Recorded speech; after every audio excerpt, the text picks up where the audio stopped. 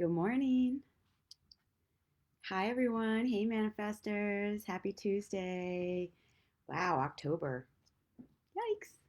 October 26th, Tuesday Talking Tarot. Welcome, welcome. If you're here, let me know. Say hi. I want to say good morning to you. Hey, everyone over here, Instagramming. We good? We good? How you doing? Okay. Well, talking about we're gonna be talking about. Hey, um Kalpan? Is that your first name, Kalpan? So welcome, welcome. All right, so I'm Lisa Meta of Metamorfize.com. I'm here every Tuesday talking about a different topic. I just pick different words, usually one word. Today we're gonna kind of do a little comparison of the difference between shame and guilt. Ooh, heavy stuff today. Doesn't have to be heavy though, but they are the lowest vibrating emotions. So I wanted to really address them. Ooh, got flyways and stuff. So yeah, welcoming everybody here. Say good morning to me. Would love. Oh hey, hi Nancy. Nice to see you. Can't wait to get back to Mexico in January. Soon, soon. All right, so I am all about self inquiry. I think this is one of the most important tools and techniques. It's so simple yet so impactful of how to make change in your life. If you are walking around just taking everything as is, then you're not getting curious about, well, maybe that's not the way that I want. Like maybe that was passed down to me. So is that good for me? Is that right for me? And a lot of this just kind of infuses into our lives we are programmed in three primary ways growing up: what you see in your life, what you hear in your life, what you experience in your life, growing up from your primary caregivers and your primary environment. So when it comes to these kind of powerful, I kind of call them the mother emotions of shame and guilt, really need to dig deep and look at, making sure that we're not bringing anything over that isn't ours. I actually wanted to pull out this one card in this Osho deck. I'm going to be pulling a card in a little bit. I'm not sure which deck yet. We'll see what we're feeling. Usually doing the animal deck lately, but there is the guilt card inside of here. There's no shame card. Here it is. I just want to show you what it looks like, and then we're going to look at my notes and everything. But I have to say, after I picked this topic, I was like, oof, I don't know. Do I want to talk about this? And I'm not an expert. Brene Brown talks a lot about shame, but through the lens of vulnerability. And I don't know if anyone here has had what she calls a vulnerability hangover, where you put yourself out there so courageously that it's almost like you're exposing yourself, and then you on the other side of it have the like, oh my god, like I need to cover up type of thing. Hey Jamal, good morning. What's up? What's up? I'm talking about guilt versus shame. So actually, I was only going to be talking about one at a time each week. And then as I'm researching it, there's so many things about, it's like when you pull it up, it's just so much about, well, what's the difference between the two? So let's start there. Um, and oh, here it is. I have this amazing chart that actually brought a new element for me when I was, thinking about guilt and shame. So they are not the same. Guilt, so what I do want to say is that they both play a role in helping us move through self judgment. Now, self judgment is all of the secret, quiet, whether they're loud or deep whisper or soft whispers, the way that we're thinking about ourselves, the perspective that we have on ourselves as good and bad, how we are silently talking to ourselves about ourselves. So, just to break it down in the most simple way, when we feel guilt, it's because we did something wrong. Shame is because we think we are innately, inherently wrong. So we see ourselves literally as flawed when you feel shame. And guilt is that I did something wrong, so I feel this discomfort.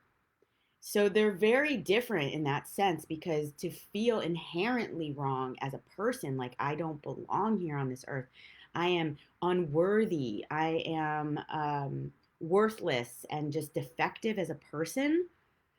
With if you're feeling that depth of shame run through you, it will influence everything that comes out from your whole core being.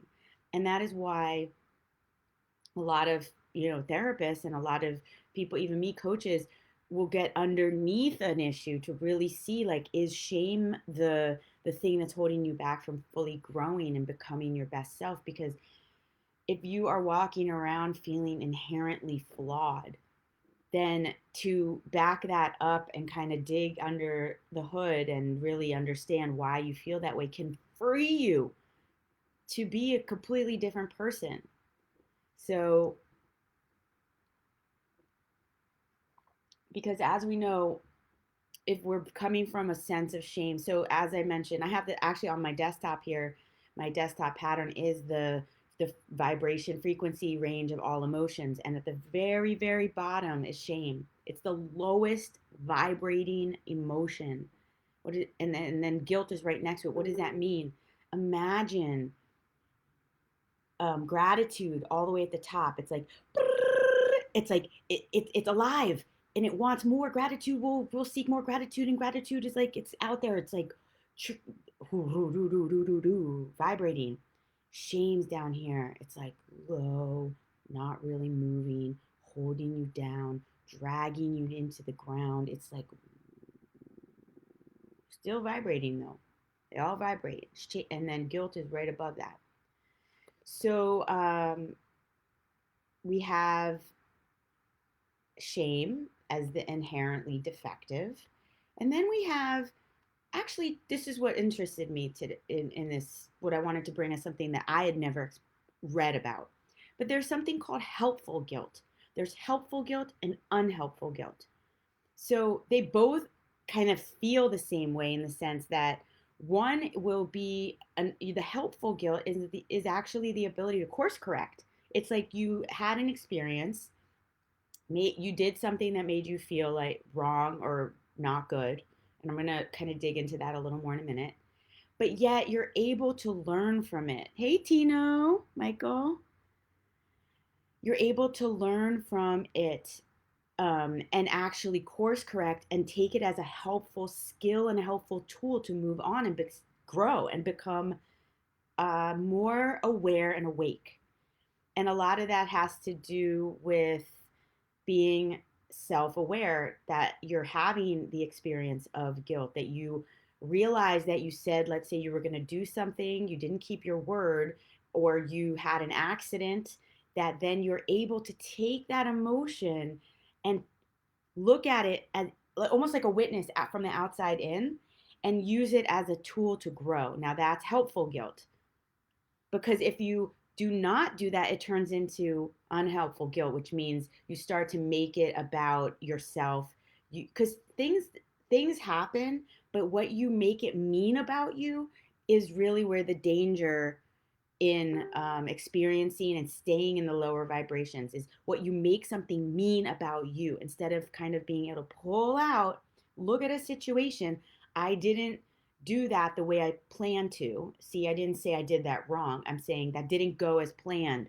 I didn't do that. That didn't happen as I had originally hoped. Those are the ways you can also reframe it, so it's not like I messed up, I failed.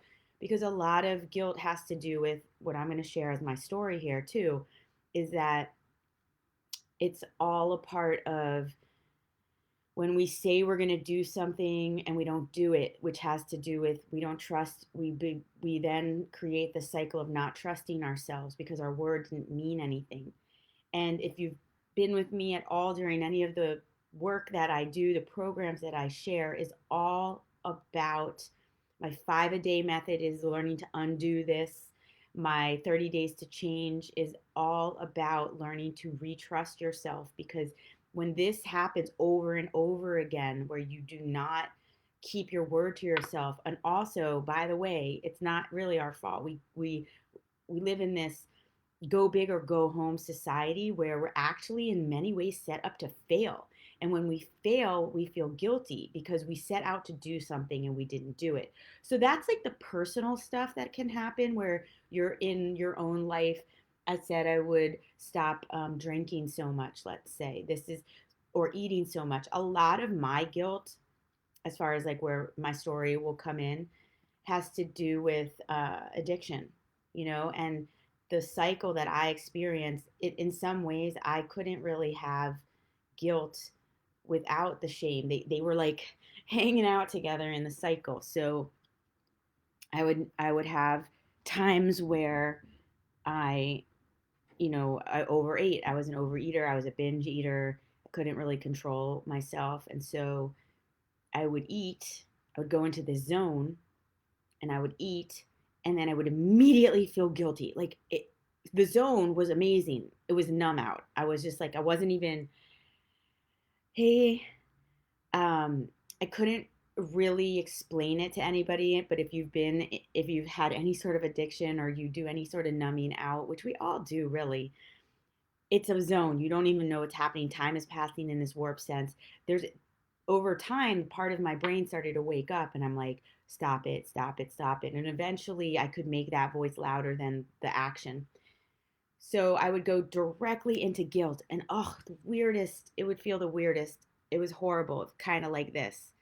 This is the guilt card in the Osho, um, gonna numb out for now. You're gonna numb out right now, Michael? Did you do your stretching today? Oh, yeah. I mean, Michael, did you experience guilt inside of any of your cycles? And eight, I got you. I'll pick you an eight.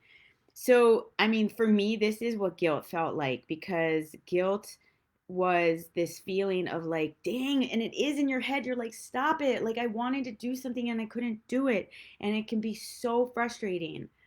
And I can really, I mean, can you all resonate to this? Look at her, or and look at the other hands pulling at it. It's like there's all these voices in your head telling you do something. And guilt, it's almost as if guilt builds up into shame.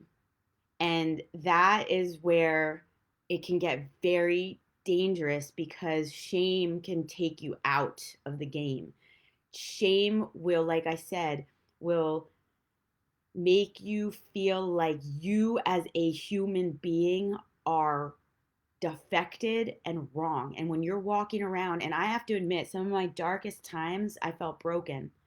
Like that was the word. I actually, I feel shame sharing. That's that vulnerable piece. It's like, I don't know if it's because I'm a coach and like I shouldn't feel these things, but like in my darkest times, I would have that thought deep in there. I mean, that I was broken. Why can't I stop eating? Like, what was wrong with me? Why couldn't I find the relief, or why was I repeating these relationship, toxic relationship situations all the time? The feeling of broken. And you know what? Actually, I'm not ashamed anymore. I don't feel shame anymore to admit about that broken thing, because over this course of the work that I'm doing, the more I realize that we actually need to fall apart and put ourselves back together the way that we want, in that conscious way. So when I became aware of these darker emotions and the shadow work that you hear out there, and when you really let yourself actually just break down and just like all the pieces fall off, and gives you this ability to put yourself back together in the way that fits you, that works for you in this moment right now. I'm not falling apart, I'm falling into place. That's a line from one of my poetic meditations. I think it's the one, I think it's the going all in one. I'm not sure. I'll find it and send it over to you all. So yeah, I'm not falling apart, I'm falling into place. And sometimes when you fall apart, you are going to be faced with some of the shame, some of the guilt, some of the lower. Brene Brown talks about shame as the swamp land of the soul. Like nobody wants to go to the swamp land, do they? But we have to. It's a part of the brighter the light you want to shine, in some ways, the darker the hole and the silence that you must experience. And I don't know if anyone out there has done things like Vipassana, which is a 10-day or 40-day silent meditation retreat. I have done that.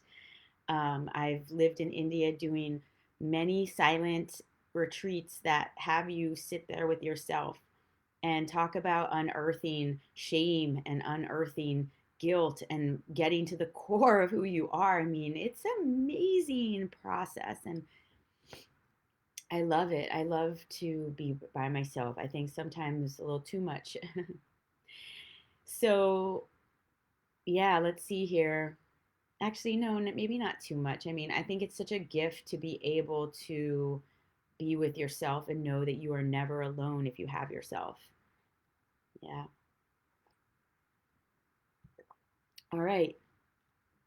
So, how we doing? I'm trying not to go too dark into this, but it's at the same time, um,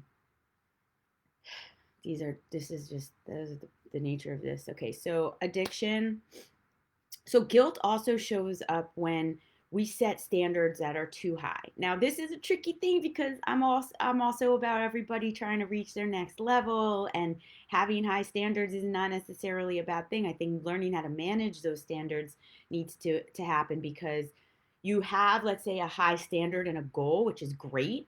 And then I think the high standard is okay, but the method in which you get there needs to be evaluated, because let's say that go big or go home thing, you may set out to do things that then actually create defeatist mentality, because you could then fail, which is also not a bad thing, because failing is about not no but next. It's about getting up. All of this, there's all these tiny little nuanced ways to manage guilt, because if you fail, you have to then say to yourself, okay, this is really just a part of the path to get to my success. Failure doesn't mean give up.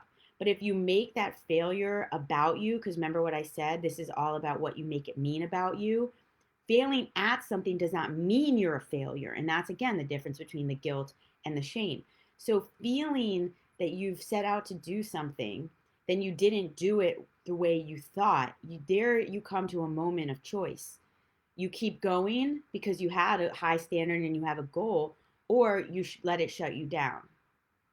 So the cycles are there for you to learn more about how you want to move through these things. And some of us come there. I'm going to be also sensitive that shame is something that could be, it's very deep in there, that needs to be illuminated, so you realize that you are not broken. There is nothing wrong with you. We are all here able to do the same things.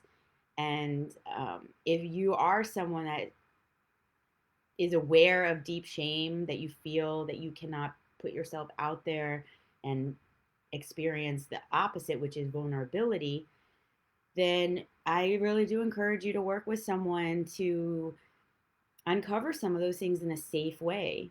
One of the methods that I used was breath work, because what I felt breath work was, what did breath work did for me is that sometimes when the talk of something was too heavy, breath work bypasses the brain and goes into the tissues and the cells of your body and releases these emotions and these stories on a cellular level. That doesn't mean you don't talk about it. You can still talk about it, but it starts to unlodge it. In fact, it can be more intense because you're unlodging from your body level, and then it'll bring up waves of emotions for them to process. And so, yeah, I mean, you got to do the work. I think becoming a conscious creator, becoming a conscious intentional thinker is about doing the work, which means sometimes looking at these darker places. So, and let's see. Yeah, I loved this one thing that I read. Again, but Brene Brown is like a master in this topic, so I was looking at a lot of her stuff. But one little line that she had was that we need to stop changing through shame, because we shame people into change. Like we hit their Achilles heel on purpose almost, so that it's a fear. They're changing through fear. They're changing because they're scared to whatever, maybe even get violently hurt or emotionally hurt. We're in these dynamics all the time, relationships that are feeding each other shames. We find other people. It's like toxic relationship can find toxic relationship. And again, if you aren't doing the work underneath the hood, then we can be dumping our shit onto someone else. And that can actually perpetuate the guilt and the shame in our lives. So, this is me saying to each of you and anyone here listening at any time that these are opportunities for you first to go in. Oh no, sometimes when I get texts or calls, it shuts the volume down on Instagram. Can someone on Instagram let me know that you can still hear me? Um that this is just an invitation that if you're looking to feel better, let me see. If you're looking to flow more in your life where you're trusting your decisions on a more regular basis, thank you, Jamal, and you're able and that you want to kind of, I know it's cliche, but to live in more peace and ease and grace, then it is worth doing some of this work where you get curious about places in your life that are making you feel like this isn't going to work for too long. This is going to throw you into a cycle that's not going to feel very good.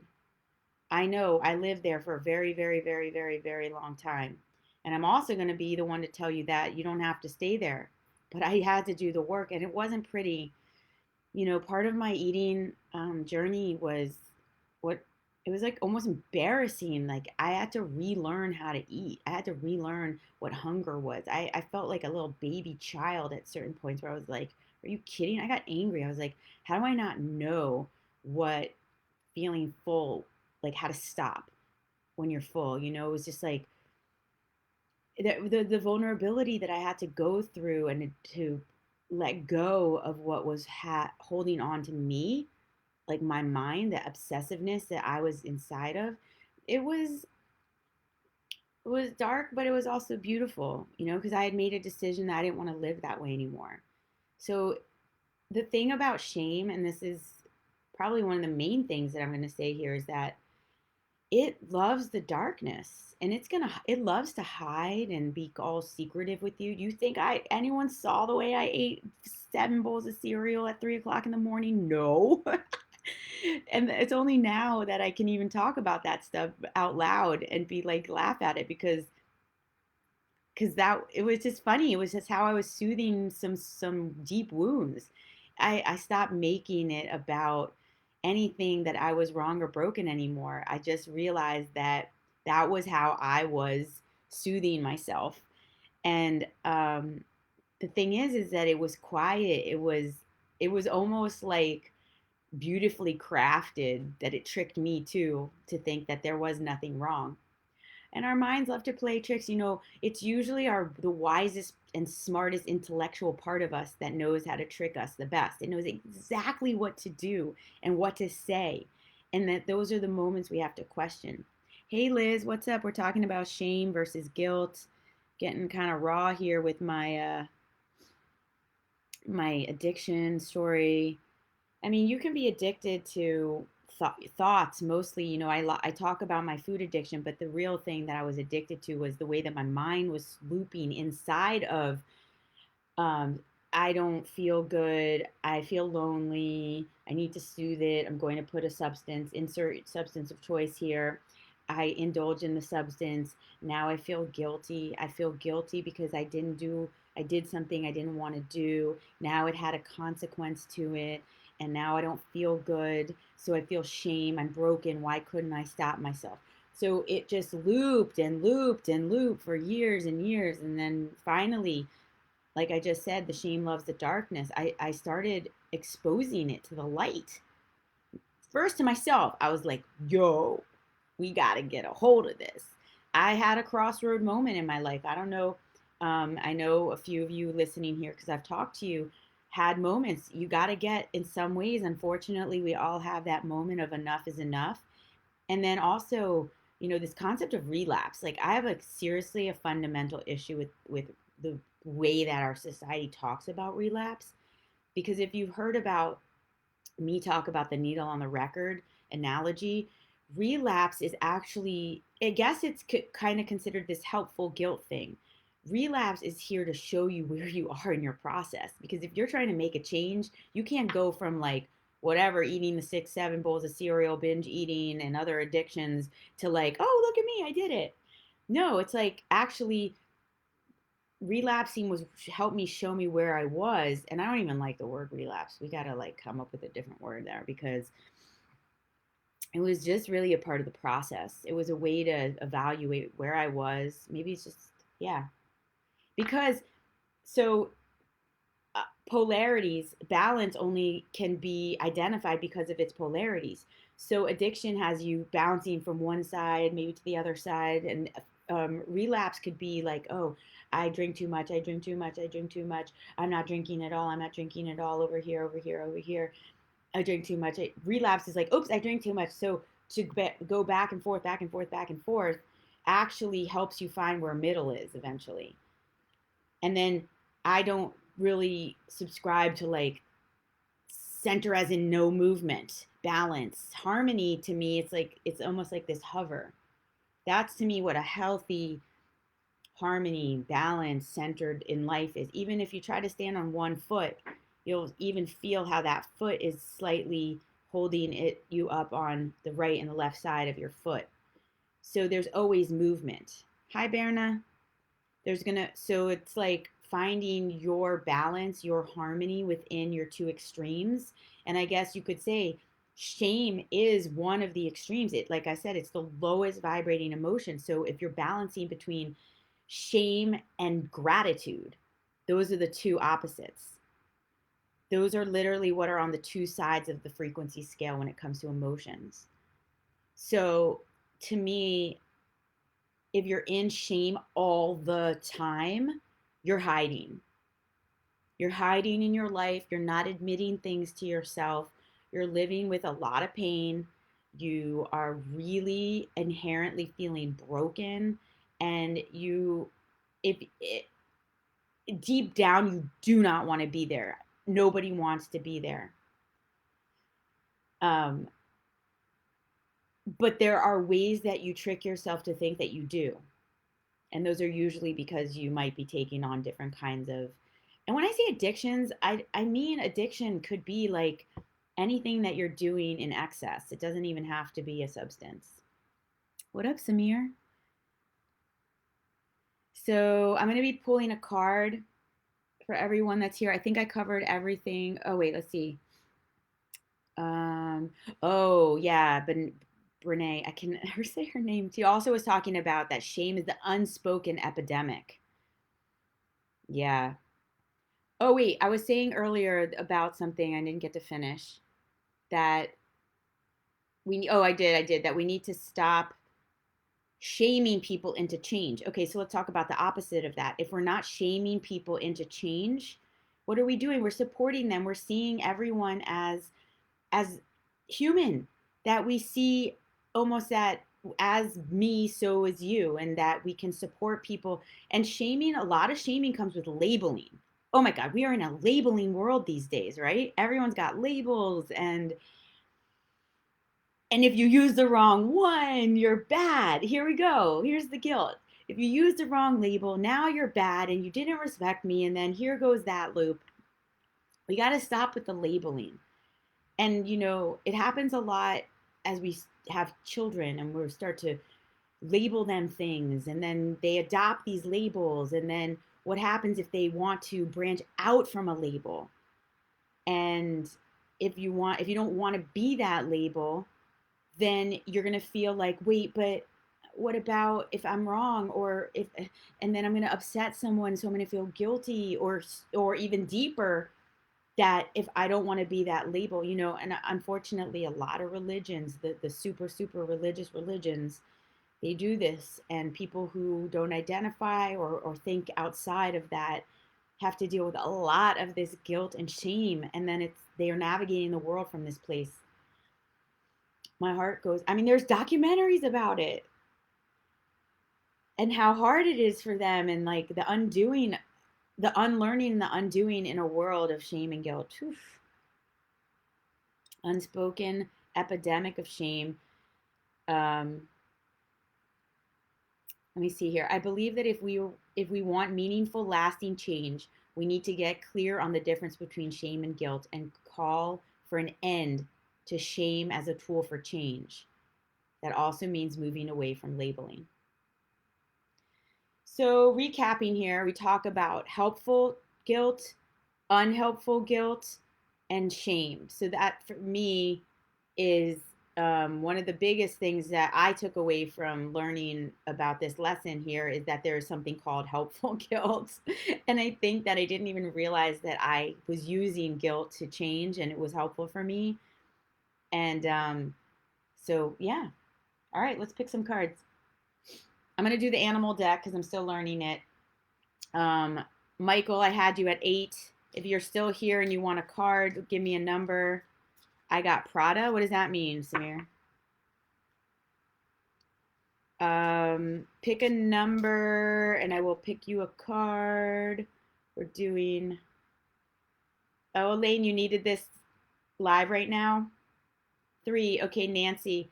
What did you need about it? So just type in if you have felt, let's see. Well, it's kind of funny because like I'm always asking myself questions like, is it the right question for me to ask you all if you felt shame and guilt in your life? Because the truth is we all have. It's more about, well, what's our relationship with vulnerability? If we really want to heal this, if we really want to look at what it is that could take us through it, it's vulnerability. Then what does that even mean? Vulnerability means having the courage to actually speak up and speak your truth. And if you're in the self mastery lab, right? We've been doing this all month. It's like, because if it's truth, it's truth. And it's going to be uncomfortable. But which is worse? Which is the worst uncomfortable? Is it more uncomfortable to stay in your guilt and your shame? Or is it going to be uncomfortable to speak this truth that actually is going to bond you with someone? It's going to weed out people who are going to be judgmental on you. It's like, I don't know, maybe like I always say, like as I'm getting older, the zero fucks that I have going into my life have me speaking my truth more. But I'll admit it, it's hard because feeling like other people are going to leave you or judge you, it's not, it's not easy, when we're in a world where we're so alone, really. I mean, inherently we come into this world and we're severed from the umbilical cord, and we have this whole journey of separation to find connection. And so through wanting to find connection, um, we are afraid if we have, see, this is the thing, that we'll settle for unhealthy connections, unhealthy bonds, versus speaking the truth and letting something go that then can open up to something new. I hope that I made sense today because I'm feeling a little all over the place. But I think you all, if there's one takeaway I think from all of this, I'd like all of you to know is that number one, there is such a thing as helpful guilt, which means if you've done something wrong, you can course correct yourself and you can look at it and decide that you can be different. And number two, vulnerability is the way through. Courage, speaking your truth, but what I found over the years is the hardest thing is to tell the truth first to yourself. First, get real. And how do you do that? So we're backtracking here. How do you do that? You meditate. You use journaling. You talk to me. You get quiet with yourself because you're the only one that can hear you. You're the only one that knows what the heck is going on. And then you're also the only one knowing if you're holding yourself back with unhealthy mind patterns, like what addiction will have you do. Anyway, here we go. Michael, if you're still here, here's your 8. 1, 2, 3, 4, 5, 6, 7, 8. Nancy, number 3. 1, 2, 3. Jamal, 7. 1. Oh, no. Oh, 2 sevens. I'm going to pick them at the same time. Liz and Jamal, 1, 2, 3, 4, 5, 6, 7. You both picked the same number pretty much at the same time. And if any, oh, what up, Antonio? I'm picking numbers. You want a number? You just missed a heavy conversation about guilt and shame. Elaine, are you here with me? 7. You got, whoop, 3 sevens. Okay. Here we go. Samir, you said I got label? Oh, you funny. I got label too. I got first class to Mexico, everybody. Yeah, labels are funny. Actually, that's an interesting concept. Even the concept of labels and how it separates us in a society, that taught dude, that's a huge shaming thing. Label, elite status, people with money. Okay. Oh no, I'm gonna forget. I gotta write it down. Okay, wait. Michael, Nancy, and then all the sevens are the third card. That was Elaine, Liz, Jamal, Derek, you're 8, Antonio. Actually, Antonio first. Okay, 1, 2, 3, 4, 5. And then Derek, 1, 2, 3, 4, 5, 6, 7, 8. All right, let's do this. You got everybody? All right. You've had plenty of that in your life, guilt and shame. Yeah, we all have. We're healing though. I mean, I think that if you're even on this call, it means that you're a thinker. You want to look, perspective shift is where it's at. That is all I am here to do. If you can walk away here thinking, what up, Adrian? The tiniest little thing to change and see this, because it's all about seeing the same thing different. That's how you make change in your life. The things around us don't change, but how we see them does. So if you can see your own mental pattern or the way that you're approaching something and just tweak it, kind of like a little DJ, just tweak the knob just a little bit, you shift the trajectory of your life.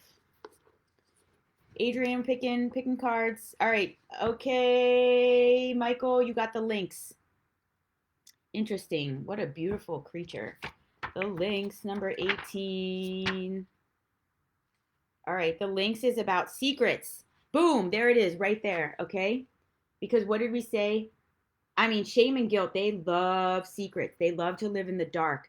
And a lot of the time we don't share those ugly little parts of us, right? We want to keep them as a secret. Shh, don't tell anybody that I go and do that when nobody's looking. And then I'm going to feel guilty about it. And then I'm going to do more of it. And then I'm not going to tell anyone. Michael, secrets, secrets. The lynx. But the lynx is also the holder of the secrets. So maybe in some ways the lynx is the medicine. Well, the medicine of the lynx is that the lynx is someone that we confide in, so maybe we can twist this and say, if you are having these things happening in your life, that you find a lynx friend, someone who you can really trust and confide in to hold your secret, because we're so embarrassed about it that we're afraid to expose it and be vulnerable in it. But there are people like me. I'm love to hold your secret, and it's a powerful medicine to start sharing your secrets with someone and confide in someone. So Link's medicine is very specific type of clairvoyance. Yeah. So that's how I'm spinning that one today. If you pull the Link's card, you can be sure that secrets are afloat. If this is your personal medicine, you should listen to your higher self. Be still and pay attention to the revelations you receive, either in the form of mental pictures or through a high singing voice in your inner ear. Perhaps you will receive information in the form of omens. You can be sure that Mother Earth is signaling to you in some manner. Interesting. Yeah, secrets. All right. Number 3, Nancy, the bear. 5. Bear is 5. Well, I hope that, let me know. That's my mom's phone that we always just meditate to when it comes on. Let me know what's a takeaway. The bear, introspection. Oh yeah, you know what? We had this a few times. Introspection, there you go. Again, with shame and guilt. to heal these parts of us, we must go inward. Like I just did that. I just trailed it back for everyone on the healing part of this. How do we heal from, well, not like a direct route, but one of the ways to heal is to um, go inward. You got to have introspection, because if you're not even aware and awake and having the conversation with yourself of what's going on, then that isn't going to get you anywhere, because you're basically like lying to yourself and you're shutting out your own truth. Introspection, the bear, think about what it does. It goes into hibernation. It goes literally in, shuts itself out.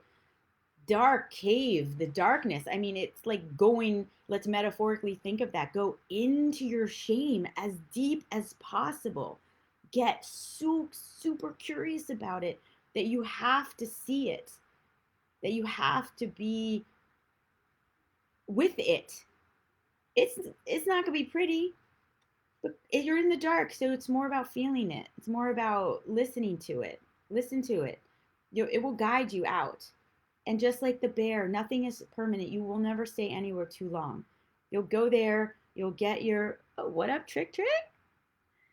You'll go and get your information, and then you'll come out. That's the nature of the bear. Goes into hibernation and then it comes out.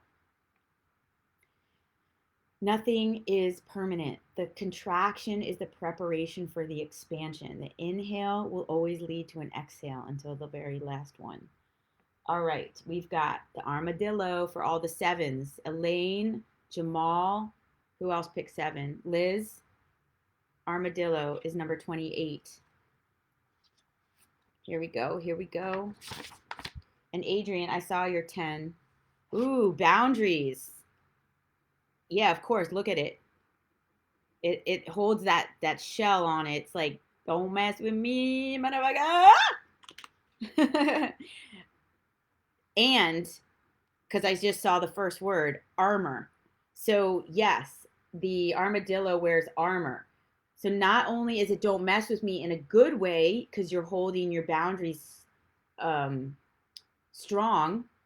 And if you're holding your boundaries, then you are in a I know myself space of life, which means if you're holding your boundaries, you trust yourself, you're speaking your truth, you're holding your own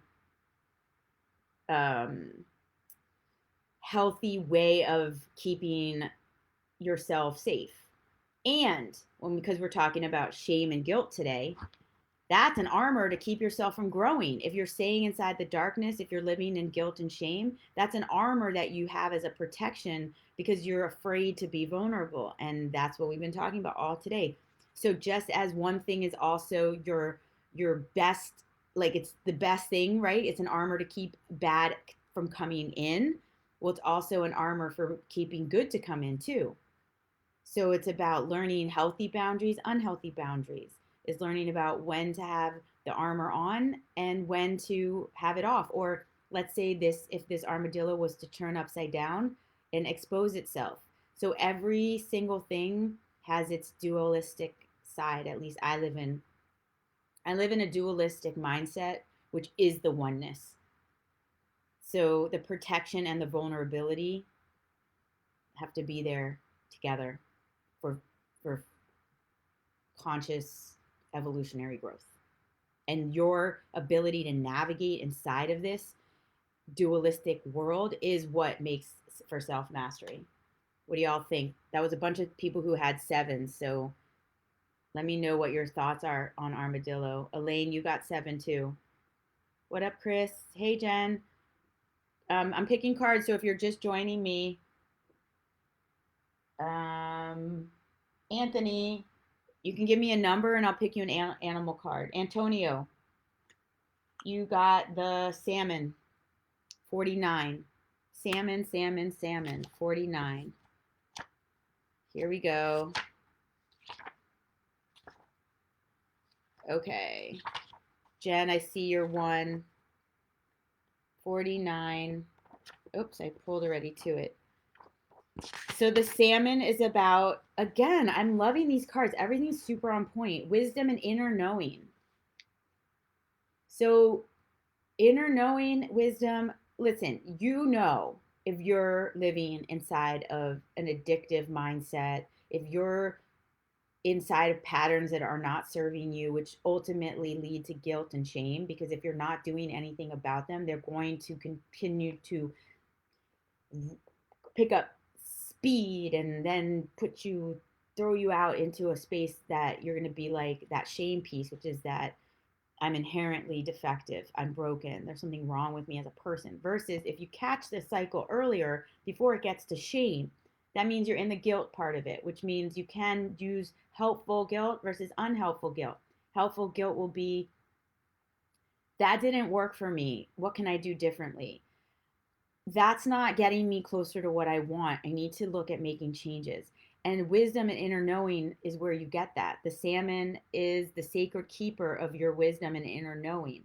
Despite the strong river currents that it has to go upstream, look at salmon. Salmon is such a great teacher. It has to go up the stream. And you know what? Making change in your life and looking at these patterns is going to feel like an uphill battle sometimes, because you've been doing something for so long the other way that doing it now, what we're going to call the right way, is going to feel wrong. That's a huge part of what I teach in the Rise program, which, by the way, pre-sale is open right now for Rise, which is a program I'm doing in March.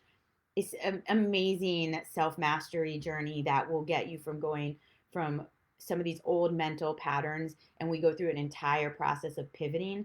And the pivot is when you realize you're going uphill, uphill, uphill, and then you pivot, and then it's like, oh, okay, I switched that pattern.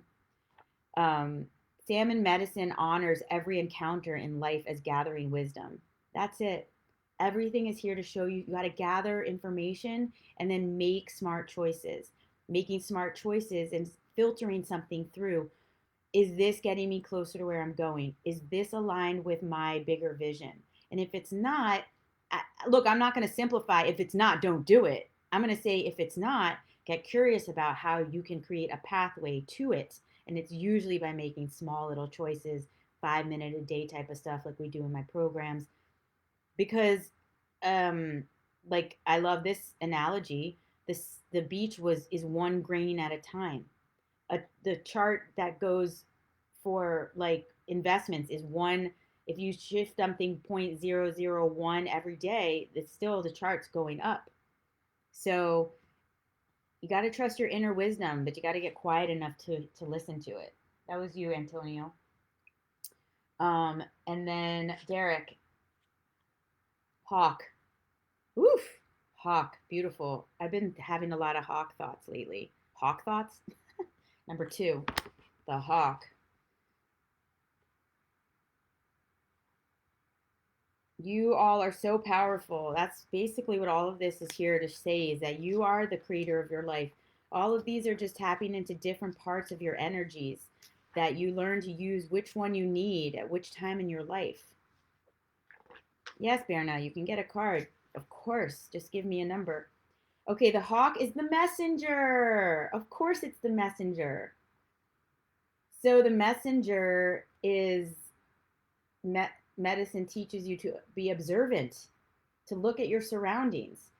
And I am the biggest believer that, listen, if you are inside of any like lower vibrating emotions, or you're at a time in your life that doesn't feel very good right now, or parts of it don't, then look at what can you learn from this. I think training yourself to have this mindset of what is here for me to learn, no matter what's happening in your life. And the hawk is the messenger. Everything is here to teach you something. If you are looking at life and showing up in life as a student of your own playground, like you're playing inside of a playground, and everyone is here to teach you something. Everything that happens is here to teach you something. And the more you're in that mindset, believe me, the quicker things actually move through, because you're not gripping onto anything. You're not making it mean something about you that it doesn't need to mean. Emotions, emote, movement through. Don't hold on to it. So a messenger is here. This is hawk energy to teach you, Derek, and all of us, whatever is here for us. Can we look at the messages? What do I need to learn in this moment? So if you are in guilt or shame, or you are doing destructive patterns, it's okay. because how I had to accept my pathway through my addictions is that I realized first that I took on the process and project, you could say, of healing myself. And once I did that, I realized it's through this hardship, it's through this journey that I will get to know myself. Not let me, I wish I was on the other side and who I am. No, no, the journey is to know myself. This was what was given to me as my pathway through to know myself. So this is a messenger of my journey. And it's beautiful. I wouldn't be here on this thing doing it if it wasn't for all of that. All right, so let's see. I missed Adrian 10. We're going to wrap it up in a minute. I'm going to do Adrian 10, Jen 1, Berna 2. 1, 2, 3, 4, 5, 6, 7, 8, 9, 10. 1, Jen, you got the 1. 1, 2, Berna. Okay. Adrian, frog, 38. The frog, jump, jump. Ribbit. All right. Cleansing. Frog sings the songs that bring the rain and make the road dirt more bearable. Frog medicine is akin to water energy. It's all about cleansing. Frog hopped into the cards for you today. It's Ribbit maybe calling in the cleansing you need. Look, if you're working on yourself, then you're in cleansing, you know? If you were to look at where you were today, would you use any of the following words to describe your condition? Tired, overloaded, frustrated, guilty, nervous, at a loss, empty, or weakened? If so, take a break and allow yourself to bathe in the waters of the frog medicine. This could mean taking a long, relaxing bath, disconnecting the phone, yelling stop, or taking in deep, cleansing breaths. Yeah, I mean, everything doesn't have to be like, let me go sit in meditation for 45 minutes and like find out who I am. You can bring frog energy. You're tired, Adrian? You work too much. Take a break. Take a long, maybe add some extra minutes to a hot shower. Take some mindful, deep breaths, cleansing breaths. I have a cleansing breath that we do in all my workshops where it's like, where you really just you brush off like what is it that you need to cleanse off, like use the breath, use your body, and like that sound too. You use it all the way, go all the way down your feet, all the way your head, your eyes, and be mindful about it. Like, yes, I'm cleansing off these feelings of guilt and shame and all the stories I tell myself that I'm not good enough. And then if you are tired, rest. Give yourself some time to rest because you're no good to yourself or others if you're tired, and life is too short to be, not awake. All right, Jen Girardi, the bat. Wow, the bat. I don't know if we've ever gotten the bat. 42. I can't wait until one day I know what each of these means, like I know the Osho deck. Learning every day. Rebirth. Rebirth. Wow, I would never have guessed the bat would be about rebirth. But I do think that there is a rebirth in the cycle, that if you are going to address your shame and the guilt that you may be feeling in your life that's connected to addiction or decisions, unconscious decisions or toxic relationships, that there will be a rebirth because you will be breaking yourself down to a core because the shame is down in there deep into, like we said, the cave. And then you're going to get reborn because you're going to put yourself back together the way that you want. That's a gift you give yourself. Thank you, bat energy. Bat embraces the idea of shamanistic death, which is great because that's exactly what, if you kill the shame, if you get aware of it, you're going into the darkness.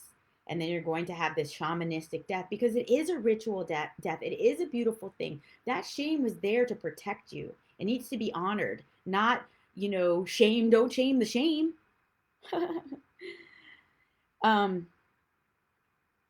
Yeah, the basic idea of ancient initiations was to break down all the former notions of self. Wow, that were held to be the shaman to be. This would entail, okay, so this ritual, they had a lot of rituals. Bat embraces the idea, the ritual death of the healer is to steeped in secrets and highly involved initiation rites. Shaman death is the symbolic death of the initiate in the old ways of life and personal identity. The initiation that brings the right to heal and to be called shaman is necessary to proceed the ritual of death. So it's interesting. It's like to become a shaman, your previous self had to die. But I think we can just take that in general. Like we are constantly dying and being reborn. And the more you can let go of the old and embrace the new and let it transform. As the darkness of the grave, yeah, it symbolizes the need for a ritualistic death of some ways of your life that are no longer suiting you for your new growth pattern. Gender arty, ritualistic, light that candle and just let that old past, old self go. And here we go. It can be a time of letting go of old habits, assuming the position in life that prepares you for a rebirth. Beautiful. Love it. We all need it. I just did that with identity shift 2 day or few last week or no, 2 weeks ago. Hummingbird, Berna, that's you, 44. Hummingbird. Oh, it's the other way. All right, this is the last one. Thank you for being here for anyone who's still here. Joy. There you go. Hummingbird. In Mexico, the hummingbird is everywhere. They use this hummingbird. It is associated with the ghost shirt religion. What is that? The hummingbird awakens the medicine flowers. Okay, so I love it, joy, because honestly, what a great card to end with. Because if you are not in shame and guilt, you go to the opposite side of the spectrum, the frequency spectrum, which we've been talking about, which is gratitude and joy. So, really, when we talk about one, we talk about the other. And here's such a great opportunity once you move through and you give yourself permission to look at all of these places in you where you could be holding yourself back, because let's be honest, guilt is going to hold you back from living your best life. Shame is definitely going to hold you back. So joy awaits you. The hummingbird is I think the hummingbird is the only bird that can hover in one place. It's the only bird that can do that. I believe so. Okay, the hummingbird is your personal medicine. Your love life and you love life and its joys. Your presence brings joy to others. Joy, joy, joy. The song of hummingbird awakens the medicine flowers. Hummer sings a vibration of pure joy. Flowers love hummingbirds because nectar sucking brings about the reproduction of their families. Plant flowers and lie and what? Because I don't know. Sometimes this book, the way it's written, I'm like, what? Oh, yeah, here it is. Hummingbirds can fly in any direction, up, down, backward, forward. How cool is that? Hummingbird can also hover in one spot and appear to be motionless. Interesting. Hummingbirds' feathers have been used for a millennium in making love charms. It is said that hummingbird conjures love as no other medicine does. How cool! Love and joy. We end with love and joy. We end there because every emotion is traveling with its counterpart. And if you are really serious about healing, you can heal and you open up to the opposite. So I welcome and invite you all to tap into your gratitude, your joy, your vulnerability, and that you live with such awareness that you know that you do not need to live in shame and guilt. There is a way through. There is helpful guilt to help you heal. I am here if you would like to have a call with me and I can talk with you about getting on a path to healing and the Rise program. Bear, now, are you going to do Rise? The Rise program is going to be such an amazing evolution. And oh, La Sagonia, I just see you here. Okay, last one. 1, 2, 3. Even though landing on joy is like the last one. Here you go, girl. Owl, because you are wise, my friend. The wise, wise, wise sage. I always love your perspectives. The owl in this deck is actually about deception. Owl medicine is symbolically associated with clairvoyance, astral projection, magic, both black and white. Owl is called night eagle on several medicine wheels. Owl hunts its prey at night. Owl is oftentimes a medicine of sorcerers and witches. You know what? Sometimes when I think about this, I think about how that can be your shame and how sneaky it can be. How it preys at night and how it swoops in and gets you and doesn't even, um, you don't even see it coming. Here's the poem, Lysagonia. This was the owl. Owl magic, owl. Magic, omens, time and space. Does the truth emerge? Casting out deception, silent flight, sacred medicine bird. All right, everyone. Have an amazing week ahead. I'll be posting lots of stuff, prompts about shame and guilt this week for you to think about what you think about and reach out if you need any support. Always here, happy to help. One love, everyone. Stay steady.